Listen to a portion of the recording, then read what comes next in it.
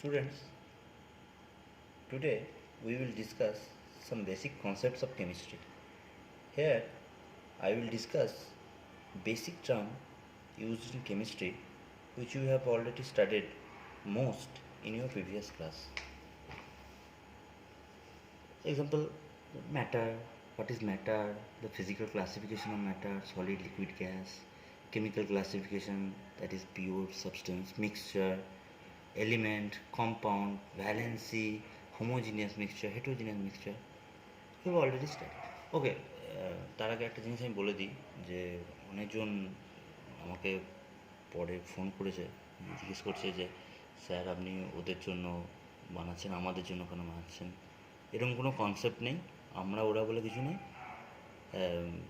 ইংলিশে এই জায়গাটা টোটালটা একটুখানি বুঝে নিতে হয়, তাও গোটা জিনিসটা তো আমি এমনিতেও বাংলাতে বা ইয়েতে কনভার্ট করে বলেও দিই, তাতে কোনো অসুবিধা হবে না, ঠিক আছে? বেসিক্যালি বোঝাটা দরকার, আদার্স বাকিগুলো তোরা নিজেরাই পারবি, ঠিক আছে?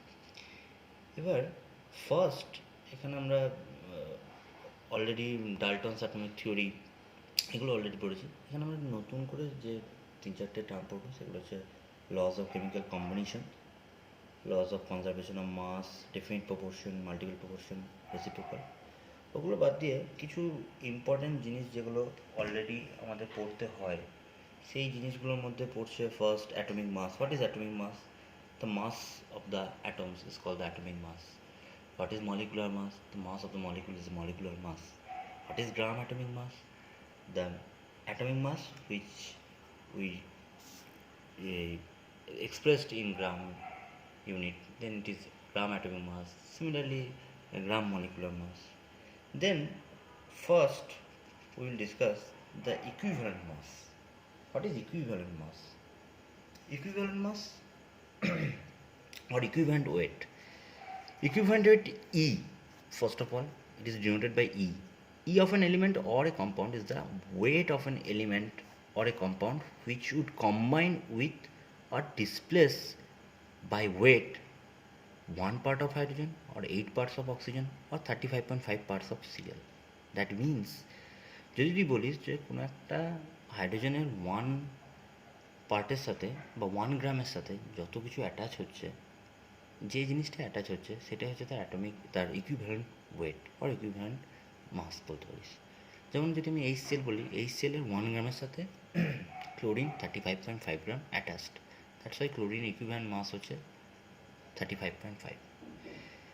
যদি আমি শর্ট ফর্মে বা ম্যাথমেটিক্যাল এক্সপ্রেশন যদি বলি, atomic or molecular weight divide by n factor. What is n factor? N factor different কন্ডিশনের জন্য ডিফারেন্ট হবে। ফার্স্ট, ফর অ্যাসিডের জন্য the basicity is the n factor.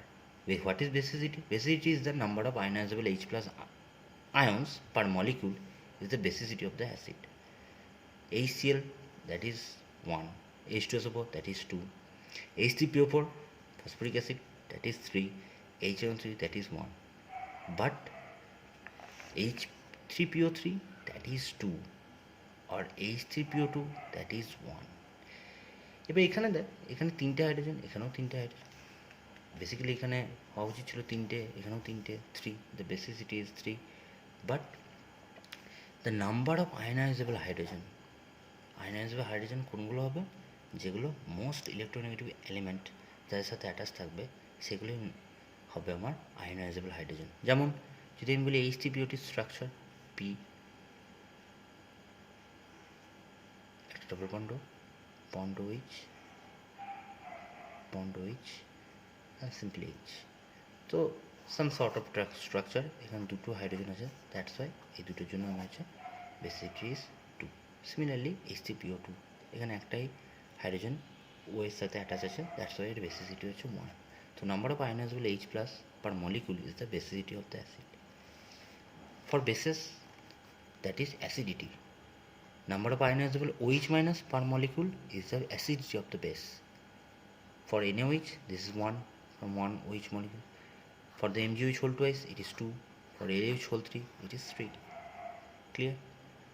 For salt, the total positive or negative charge of ions. Simple, the total positive or negative, যে কোনো একটা হয়, either positive ধরবি কিংবা negative charge of ions. This is called the N of the salts. Simply এখানে first the Na2CO3 twice Na plus plus CO3 2 minus, that's the total number of positive charge is equal to 2 into 1, or total number of negative charge 1 into 2, দুটোই same, that's why n equals to 2. তাহলে আমি এখানে যদি আমি এর ই যদি আমি বার করতে চাই তাহলে ই কী হবে, ই ইকুয়ালস টু এর টোটাল যে molecular weight M divide by 2, that is E, that is equivalent weight for L two super whole 3, total n equals to হচ্ছে 6, that's why L two super E equals to, এটা টোটালটা হবে আমার 342 divide by 6, this is the answer. For ions, n is equals to the charge of that ion. For Cl minus, একটাই charge, that is 1. For CO3 2 minus, for 2. Al3 plus, that is 3. তো total equivalent ওইটা আমি এরকম করে বার করতে পারবো. Okay, now for the redox titration. Redox reaction আমরা ক্লাস 10-এই পড়েছি. Redox, certain type of reaction where oxidation and reduction both occurs simultaneously. This is called the redox reaction. For oxidizing or reducing agent, the N is the number of electron lost or gained by the molecule. Simple that FeSO4 as a reducing agent, Fe2 plus to Fe3 plus. Electronic concept wise, when it is a reducing agent, it itself oxidized Fe2 plus to Fe3 plus. যখন reducing agent হিসেবে কাজ করবে তখন নিজেও কী হবে, oxidised হবে. That's why এখানে hair number of ইলেকট্রনের change is 1, that is 1. So n equals to 1. For as oxidising agent Fe2 plus দুটো ইলেকট্রন নিয়েছে, দ্যাটস ওয়াই এটা হচ্ছে আমার Fe solid, that's why n equals to 2. For the H2CO4 2 minus as a reducing agent, CO2 and 2 electron. So in electron exchange 2 electron, that's why n equals to 2. Similarly, for a KMnO4, it is 5 electronic change. এই total রিয়াকশনটা আমরা টোটালটা আবার পড়বো redox রিয়াকশনে, chapter number 8-11-এ.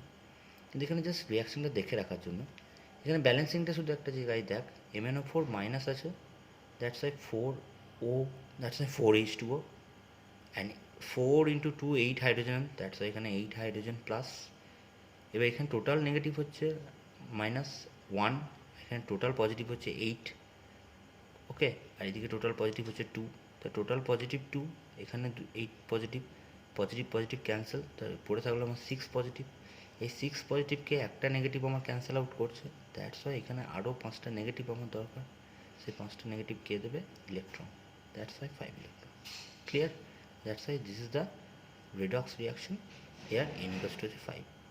So here we can say here E equals to KMnO4 molecular mass divided by 5. E equals to m by 5. Okay, this is equivalent weight. Now the most important mathematical problem, the percentage composition, empirical formula and molecular formula. সেন্টেজেরা তোর আগে করেছিস, তোদের এটা ছিল. First, 1 mole of NH3, that is 17 gram. That is 1 mole of NH3 equals to the gram molecular mass, that is 17 gram. NH3, N for 14, H plus 3, that's why 17. এবার যদি তোকে বলে যে পার্সেন্টেজ অফ নাইট্রোজেন আর percentage of hydrogen তো calculate করতে, then কী করবো, টোটাল 17 গ্রামের nitrogen 14 gram, then percentage of nitrogen in NH3, 14 by 17 into 100, 82.35%.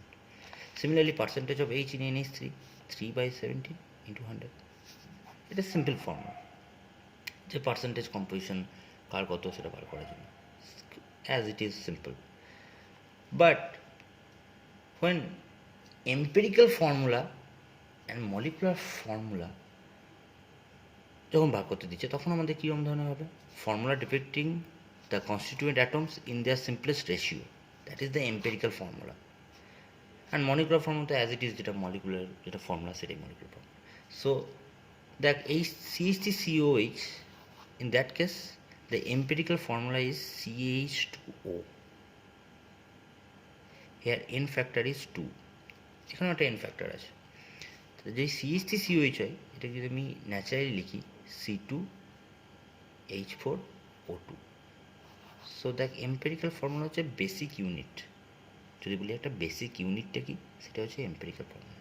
যেমন C4H4 যদি হয় না, যদি আমার এরকম হতো, তাহলে আমার CH হচ্ছে আমার empirical formula. Now the relations between the molecular formula and empirical formula. Molecular formula is equals to empirical formula into small n.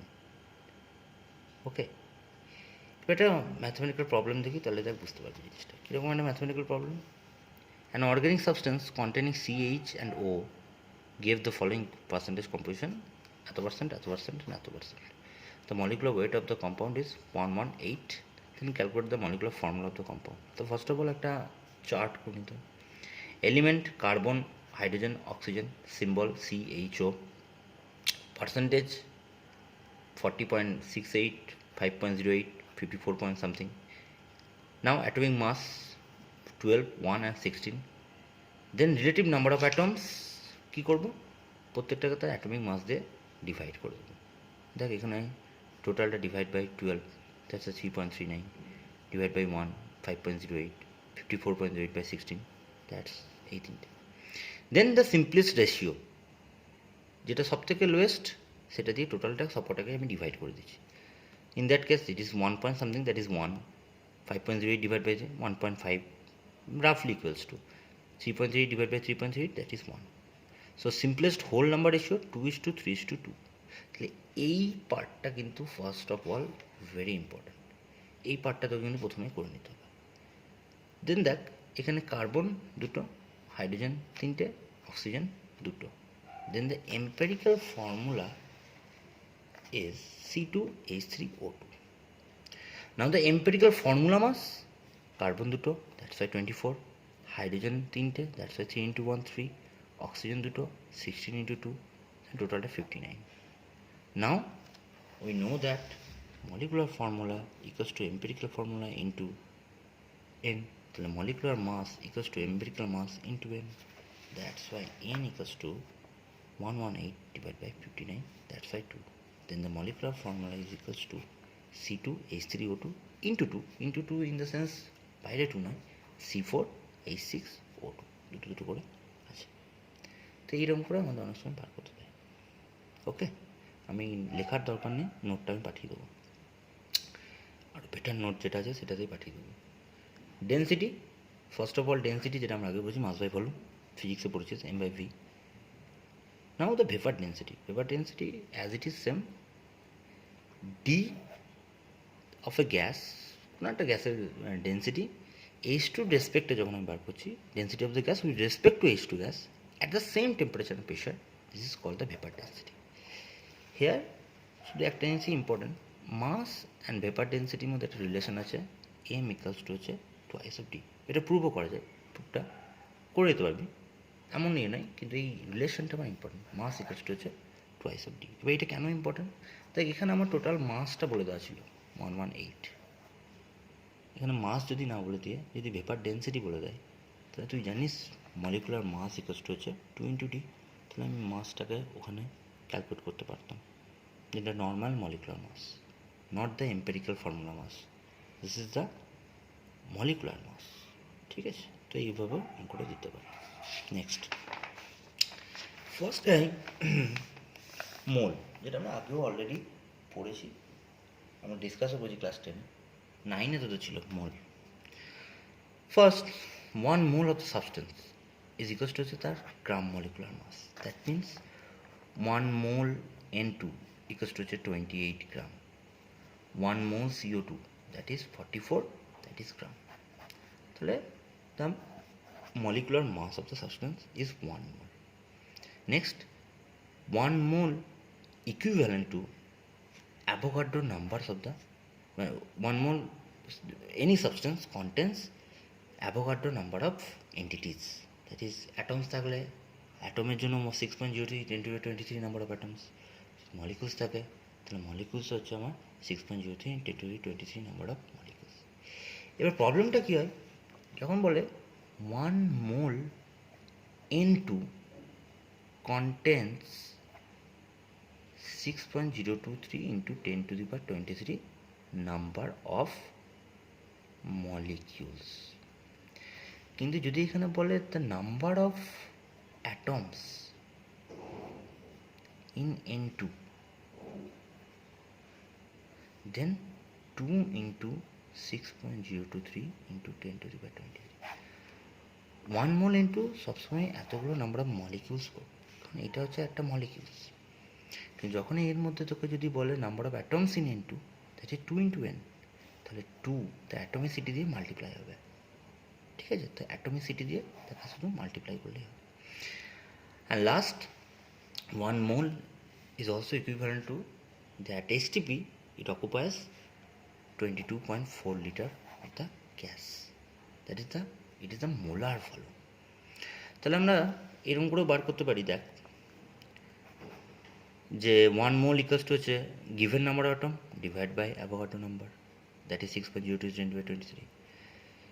Given volume divided by molar volume, or given mass divided by molar mass. এরকম করেই কিন্তু আমরা total মোলের যে কোনো টাইপের any types of problem with solve this. Okay, এবারে যেটা আরেকটা কনসেপ্ট আছে সেটা হচ্ছে কি principals of atom conservation, POAC. Now, one of the most important thing is principle of atom conservation, POAC. In fact, POAC is nothing but the conservation of mass expressed before in the concepts of atomic theory. And if the atoms are conserved, then moles of atoms shall also be conserved. প্রথমত এটার মানেটা তো বুঝতে হবে। যদি আমার atom conserve থাকে, that means মোলও আমার কনজার্ভ থাকবে। এবার এটা কোথায় ইউজড হবে, আমরা কোথায় ইউজ করতে পারবো এই জিনিসটা, সেইটার আইডিয়াটা তোকে মাথার মধ্যে প্রথমে আনতে হবে। প্রথম দেখ, একটা আনব্যালেন্স রিয়াকশান লিখেছি। আনব্যালেন্স রিয়াকশানটা এই জন্যই লিখেছি, মনে কর তোকে এইটা একটা ছোটো এক্সাম্পল, এটা তুমি তুই এমনিতে ব্যালেন্স করে নিতে পারবি। 2 KCl3 থেকে 2 KCl প্লাস 3 SO2। এবার যদি আমার এমন একটা বড় একটা এক্সাম্পল দেওয়া হলো, যেমন A plus B plus something C আরও দিয়ে D plus E plus F, তাহলে আমাকে প্রথমে টোটালটাকে ব্যালেন্স করতে হবে। যদি আমি মোল কনসেপ্ট বা আমার কত গ্রাম ইউজড হচ্ছে বা কত গ্রাম A ইউজড হয়, কত গ্রাম B ইউজ করছে বা কত গ্রাম D প্রডিউস হচ্ছে, এগুলো যদি বার করতে যাই তাহলে আমাকে টোটালটাকে বার করতে হয়। কিন্তু আমরা ব্যালেন্স না করেও কিন্তু প্রবলেমটাকে সলভ করতে পারি। কীরকম দেখ, এখানে আমি এটাকে আনব্যালেন্স করে রেখেছি। এখানে কে অ্যাটম কত আছে, একটাই অ্যাটম আছে, 1 atom 1 mole। এখানেও 1 mole আছে, 1 atom আছে। তাহলে আমি বলতে পারি প্রিন্সিপাল অফ অ্যাটম কনজারভেশন বা প্রিন্সিপাল অফ মাস কনজারভেশন থেকেও তুই এই জিনিসটাকে বলতে পারি যে moles of K atoms in reactant equals to হচ্ছে moles of K atoms in products. So moles of K atoms in KClO3 equals to বলতে পারি মোলস অফ 1 molecule বা moles of K atoms in KCl. Now KCl, 1 mole of KClO3 contains 1 mole of K. Similarly, 1 mole of KCl contains 1 mole of K. Now applying POAC, that is the main rule. N into moles of KClO3 equals to N into moles of KCl.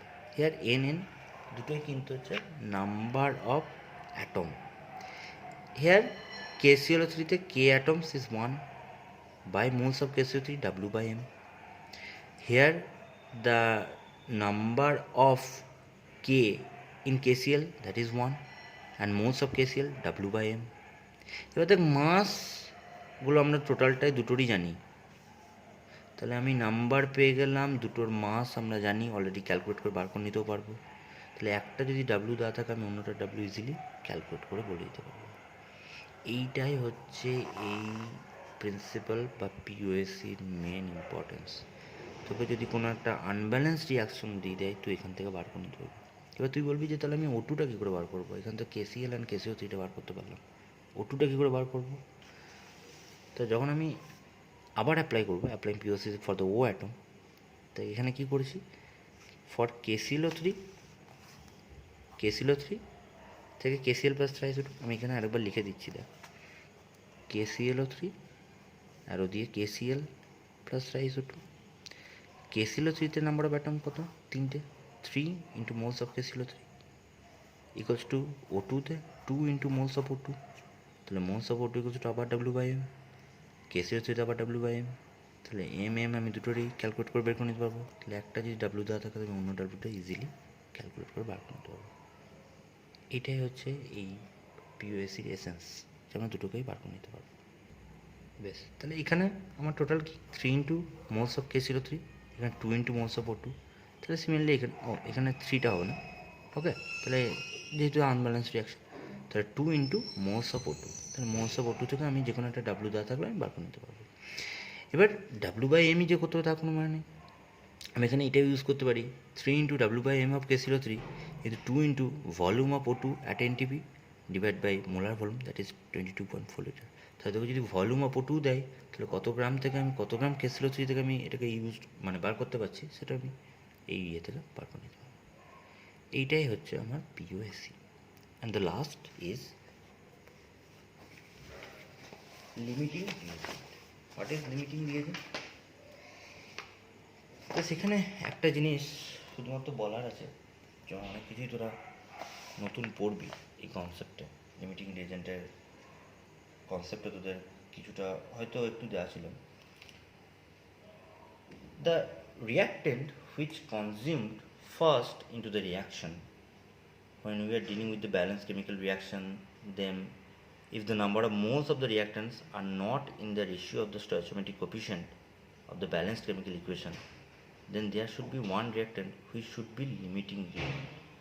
তো limiting reagent actually কিন্তু হচ্ছে যেটা আমার কম use করে। যদি আমি একটা জিনিস দেখ, খুব সিম্পল কনসেপ্টে যদি বোঝায়, খুব পাতি কনসেপ্ট, যে আমার একটা চা করতে যাচ্ছি, সেই চা করতে গেলে আমি যতটা জল দিই ততটা কিন্তু চা দিই না, তাহলে চাটা কিন্তু আমরা অল্পই দিচ্ছি, যেটুকু হলেই কিন্তু কেমিক্যাল রিয়াকশানটা ফ্রুটফুলি হয়ে যাচ্ছে। তাহলে এখানে যে চায়ের পাতাটা যেটা তুই দিচ্ছি, সেটাকে বলতে পারিস one type of limiting reagent. ওইটুকু দিলেই আমার চাটা হয়ে যায়, তোকে 1 গ্লাস জলের জন্য 1 গ্লাস চা লাগবে না। এবার কী করে বার করবো লিমিটিং রিয়েজেন্ট কোনো একটা কেমিক্যাল রিয়াকশানে? Then the mole per stoichiometric coefficient, mole that is W/M, তাহলে মোল বাই স্টয়চিওমেট্রিক কোফিশিয়েন্ট, এই রেশিও যারই কম হচ্ছে সেই কিন্তু লিমিটিং রিয়েজেন্ট হবে। Simple concept. এবার কী করে বার করবি? দেখ একটা example, H2 plus Cl2 twice HCl, 1 mole H2 1 mole Cl2, that is twice HCl. Clear? 1 mole H2 1 mole Cl2 reacts to form twice of HCl.